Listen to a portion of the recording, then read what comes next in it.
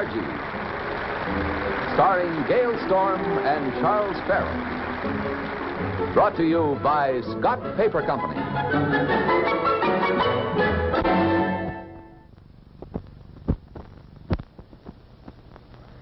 You can wrap more in cut-right wax paper because you get 125 feet in all. Protect your leftovers with extra heavy cut-right. Get the big 125-foot roll of cut-right wax paper.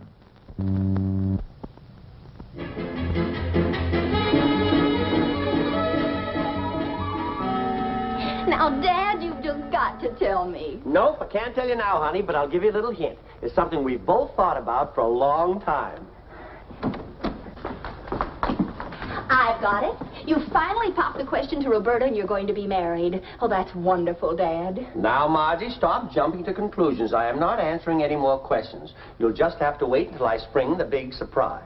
Vernon Albright, you're a cruel man. Anyone who'd arouse a woman's curiosity like this would lock her in a room with 50 hats and no mirror. Cheer up. You won't have to suffer very long. Bye.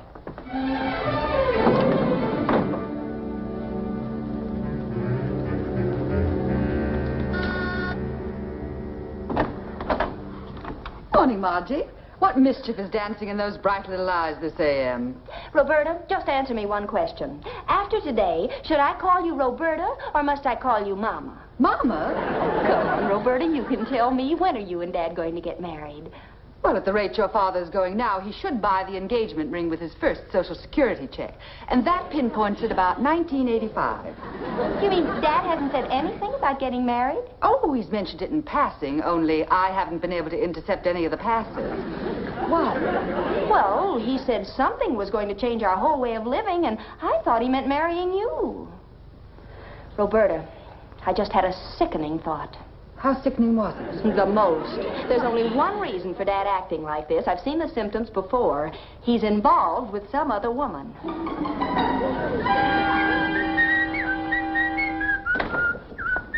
What you so happy about this morning? Oh, that's what Margie wanted to know. I promised her some exciting news, and I'm going to make good. Now tell me what that is, and tell me what the date is.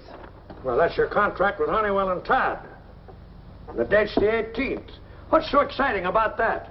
Number one, my contract with you expires in exactly 1 week. Number two, you promised me that when I renew the contract, that you'd step down and appoint me president of the firm.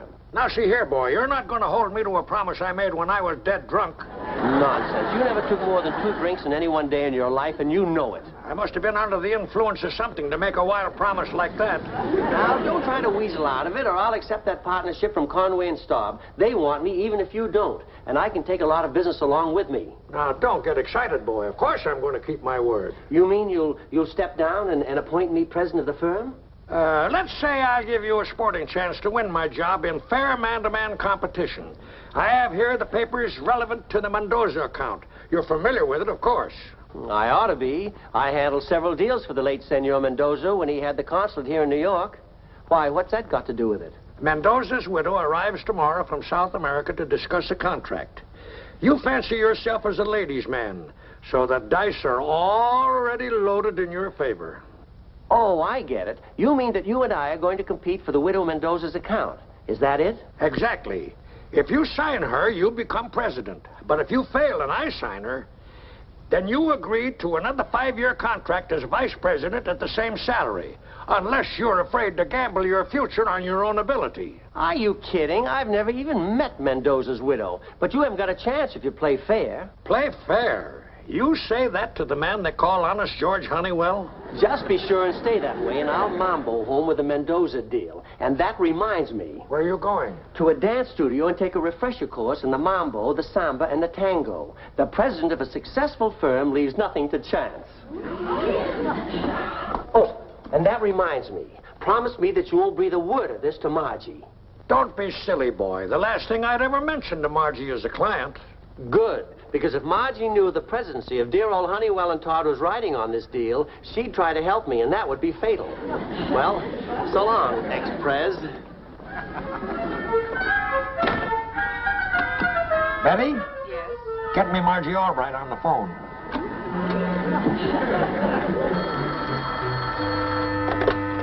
Hello? Oh, Mr. Honeywell. Well, of course, I always have time to talk about Dad. Is anything wrong? I'm afraid there is, Margie. But first, give me your solemn word that you won't mention this conversation to your father.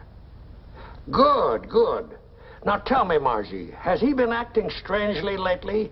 You know, as though we were hiding something from you. Yes, he has. He was very mysterious this morning. What's it all about, Mr. Honeywell? Brace yourself, my dear. I'm afraid your father is involved with a woman. I knew it. I just knew it. Who is she? All I know is she's a South American and adventurous. Just the type to attract a man like your father, especially when he's at that dangerous age. But I know you won't stand idly by and see him squander his future and yours on some glamorous fortune hunter. Don't worry, Mr. Honeywell. No scheming little glamour gal is going to latch onto Dad while I can do anything to prevent it. Good girl, Margie. I knew I could count on you. Remember, your father's future is in your hands. Goodbye. Ah, Honeywell, when you die, this brain must go to science.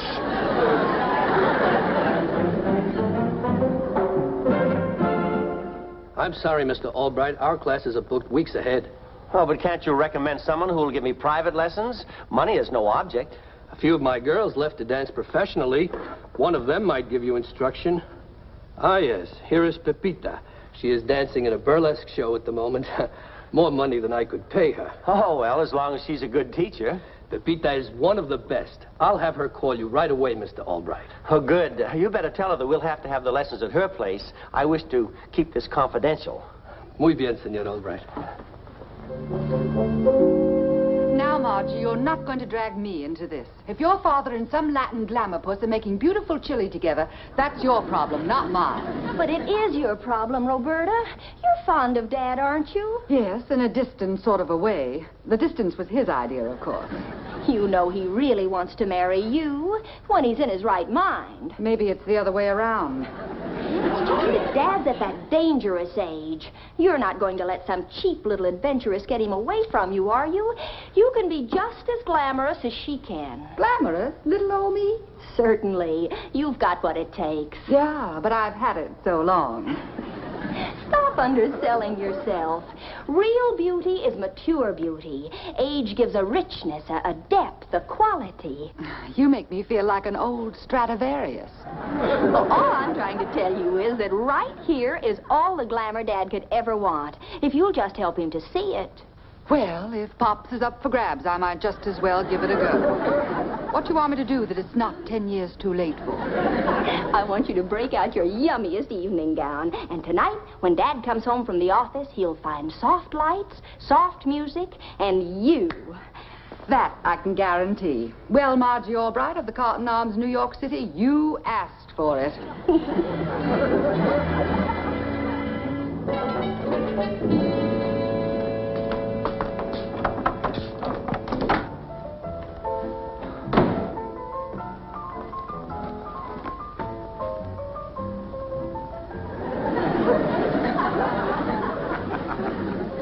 Is that you, Vernon?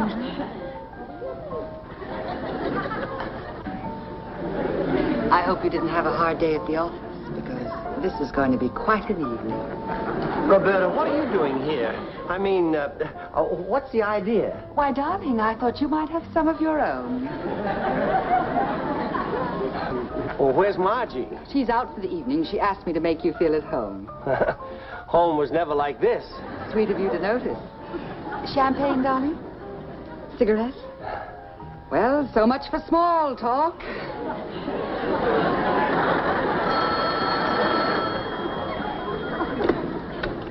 Whoever it is, I hate you. It's a woman for you, you cad. Hello? Senor Albright, this is Pepita. Senor Hernando said you wanted me to give you Maboo lessons privately. Oh, yes, that's right. When can I see you? I have a couple of hours between shows.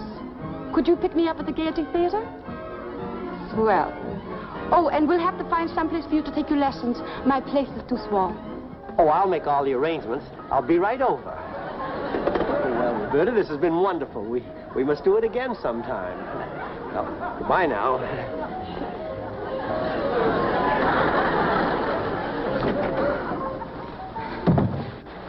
Anybody want to buy an old Stradivarius? Was that the other woman on the phone? It wasn't a time signal. We've got to follow him and find out what he's up to. What he's up to? Are you kidding? Come on.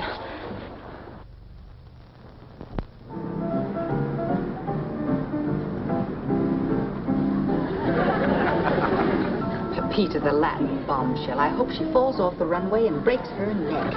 Shh, here they come.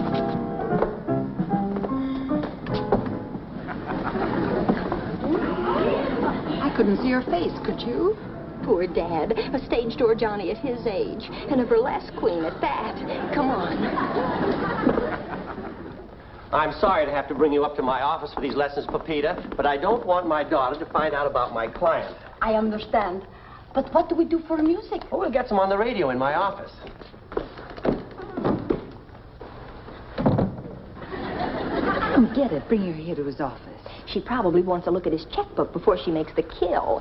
Poor Dad. Hey, maybe we can see what's going on from the fire escape. Come on. Hurry! Oh, I can't seem to find the mambo. Let's start with the tango and work up to it.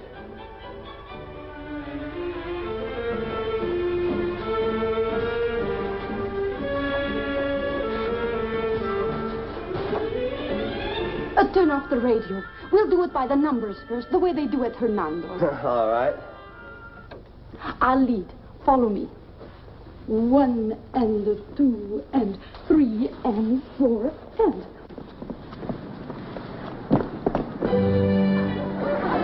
Wow, Dad Sacroiliac is really getting a workout. What is she, a dancer or a wrestler? 1 and 2 and 3 and 4 and...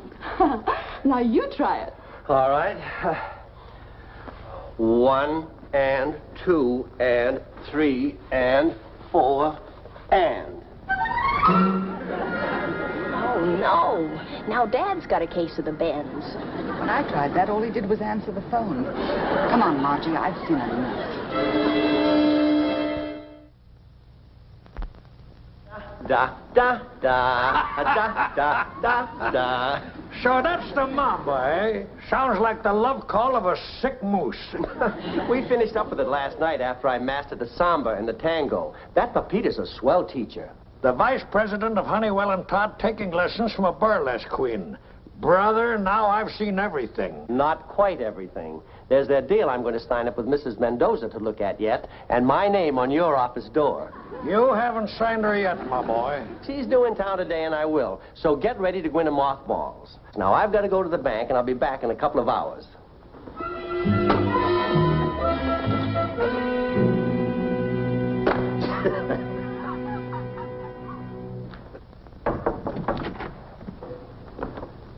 Oh, excuse me. I was looking for Mr. Albright. I have a message from Mrs. Mendoza. Mrs. Mendoza? From South America? Yes, she just arrived and is staying at the Park Plaza. She's waiting for Mr. Albright to call. Thanks, Betty. I'll take care of it.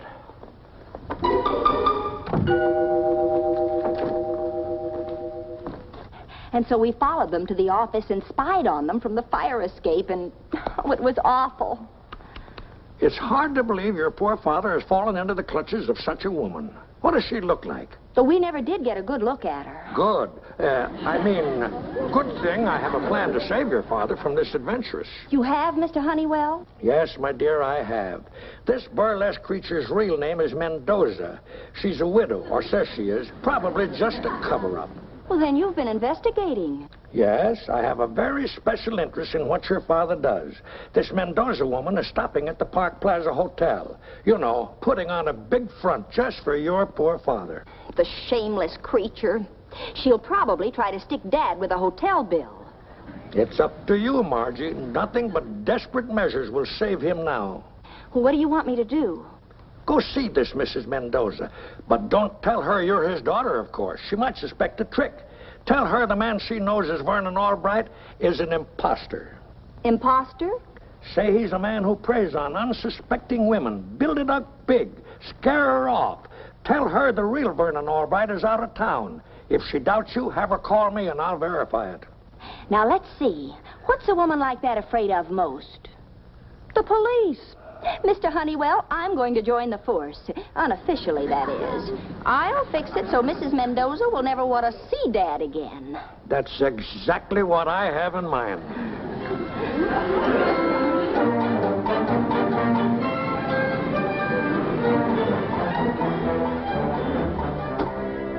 Mrs. Mendoza, I'm Sergeant Dooley of the Bunco Squad. Come in.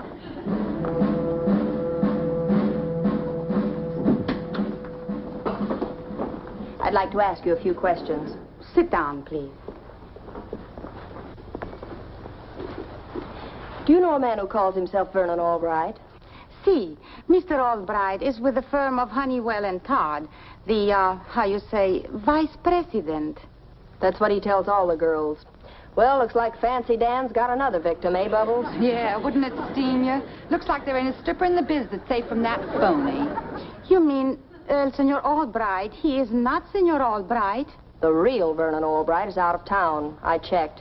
And I traced this imposter down to you, ma'am. That's the truth, ma'am. He's trying to fleece you, ma'am. Just like he did Bubbles, the blonde blockbuster in Frisco.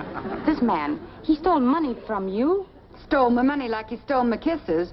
Whammo! Tell her your sad story, Bubbles. Oh, very well, Sergeant. Maybe I can save this poor sister from taking a beating like I did. Well, it all started the night the fleet came into San Fran. The house was packed with sailors. And as I stepped out on the runway, there at my feet was this Fancy Dan. Charming, debonair, fascinating slob. And he's wearing a diamond ring big as a Pismo clam. Well, anyway, after I finish, I go to my dressing room, and lo and behold, there's this Fancy Dan. Only this time he's passing himself off as president of the National Bank. Naturally, it was boing at first sight. Then before you could say Minsky, he left me with a broken heart and a piggy bank to match. Took every dime I had, saying he was going to invest it for me. He did. And a ticket to New York. This man is a devil. But are you sure he is the one who calls himself Vernon Albright? The Bunco Squad doesn't make mistakes, ma'am. You can call Mr. Honeywell and verify it. Go on, ma'am. Call him. Operator, get me Honeywell and Todd, the investment brokers. That's right, Mrs. Mendoza. Our Mr. Albright is out of town on business. Absolutely. I put him on the plane myself. Goodbye. Mrs. Mendoza, I assume you're willing to cooperate with the police? Seguro que sí. And then I am taking the next plane back to my own country. Good. Now, when Fancy Dan gets here, don't say a word to him and don't let him say anything. Just throw him out. Or better still, don't even let him in. I understand. Now, we have the hall staked out. We'll make the pinch. Well, I guess that's all, ma'am. Mil gracias, ladies. And especialmente to you, Senorita Bubbles. My gratitude for coming here to warn me. Ah, it was nothing, sister. We peelers gotta stick together, don't we?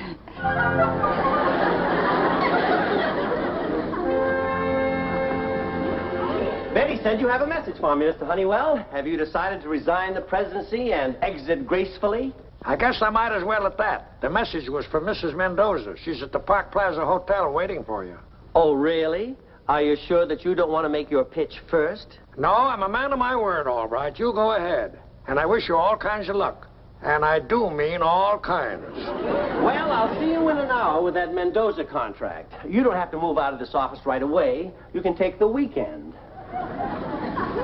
Da-da-da-da, da-da-da-da, da-da-da-da.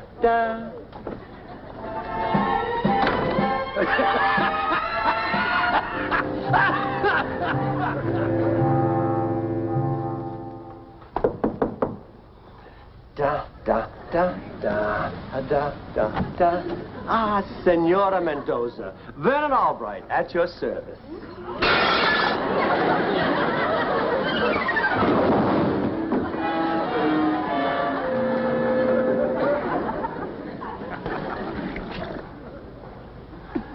Oh, that's the whole story, Margie. I don't understand it. 3 times I knocked on Mrs. Mendoza's door, and 3 times she yelled, "Fancy Dan," and and clobbered me. Then she's not a burlesque queen at all. She's a client. Oh, this is awful. Oh, it's worse than that. Now I have to sign a contract for 5 more years as vice president. What do you mean?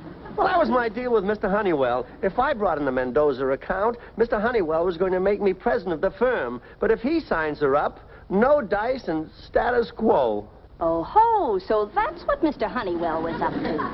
Huh? Up to what? Never mind. Can't you go to Mrs. Mendoza and square things, Dad? Well, I checked at the desk, and she's leaving for South America in a couple of hours. My only hope is that Honeywell doesn't find out and sign her before she leaves. At least I'll be in a position to dick her. Then start gathering your dickering material, Dad, because everything's going to work out all right. Where are you going? I've got to see a woman about a sly old dog. That old double-crosser, using you to trick your own father. Well, fortunately, Dad doesn't know we were in on it, Roberta, and I'm not going to be the one to fill him in. But I am going to fix Mr. Honeywell's wagon. Do you have any particularly fiendish ideas? Well, just one, and let's hope it works. I've got to keep Mr. Honeywell from contacting Mrs. Mendoza before she leaves. So you go in and keep Dad company while I go get another costume.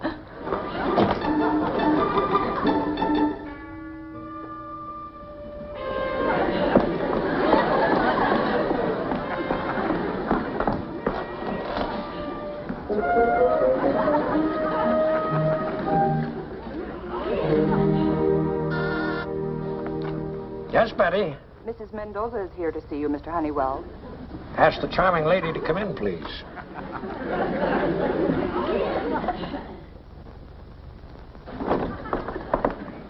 Ah, Signora Mendoza. Bienvenido, su servidor. Si, I think. Come sit down. It's a pleasure to meet you at long last. I've heard so much about you. Me? I hear mucho plenty about you, too. I gathered from your phone call you had an unfortunate experience with some cook passing himself off as Vernon Albright. Shocking. Why, Mr. Albright is my right hand. It is good thing your right hand does not know what your left hand is doing. Eh, senor? I'm certainly glad I caught you at the airport, Mrs. Mendoza. This could have been a most unpleasant situation for everyone concerned. I must confess, I do not understand what has occurred today, senor. Well, this is a little personal matter between Mr. Honeywell and myself. That's why I wanted you to come here and confront him. He'll have to admit that I'm the real Vern Albright. Then you can sign this contract with me. Why don't you sign it now and read it at your leisure, Senora? I'm anxious to see your little signature on that bottom line. My signature you are welcome to, amigo. You want me to make the X in Spanish or in English? Huh? Oh, you're a jolly one, Senora. Just decorate that dotted line with your distinguished little hand. There you are, I think. Now, if you'll excuse me for a moment, I want to put this on Mr. Albright's desk so we'll see it the minute he comes in his office.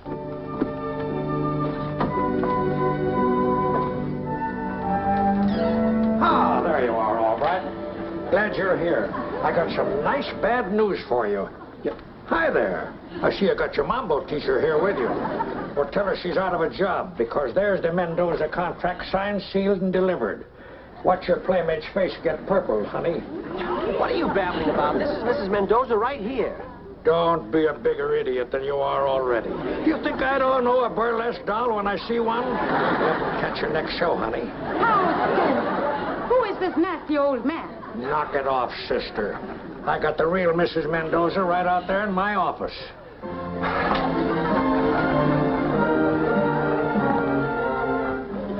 Who are you? Come on, speak up. Just a minute. Who are you? I am a dead pigeon, I think. Margie! Sergeant Dooley of the Bunko Squad. Sergeant nothing. That's Albright's daughter. His daughter? Then all of you try to play tricks on me. You're all crazy Americanos. Take your contract. I am going back to South America. Now see what you've done. Me? You're the one that told her I was out of town. It's all your fault. Now, just a moment, gentlemen. Let's call it a standoff. Anyone for president of Honeywell and Todd?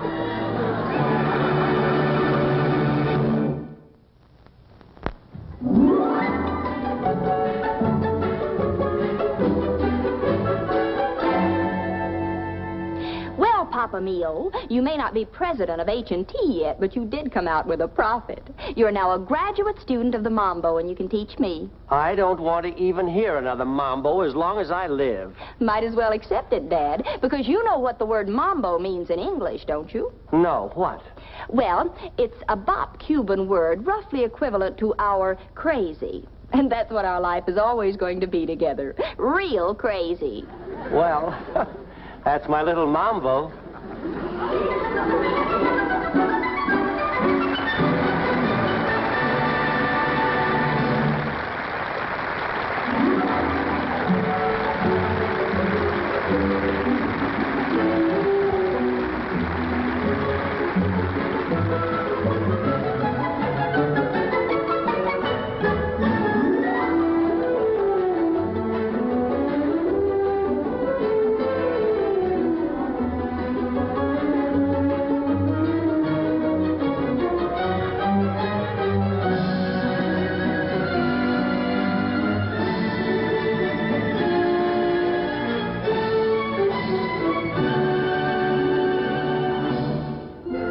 Next week, same time, same station, Scott Paper Company again will present My Little Margie, starring Gail Storm and Charles Farrell.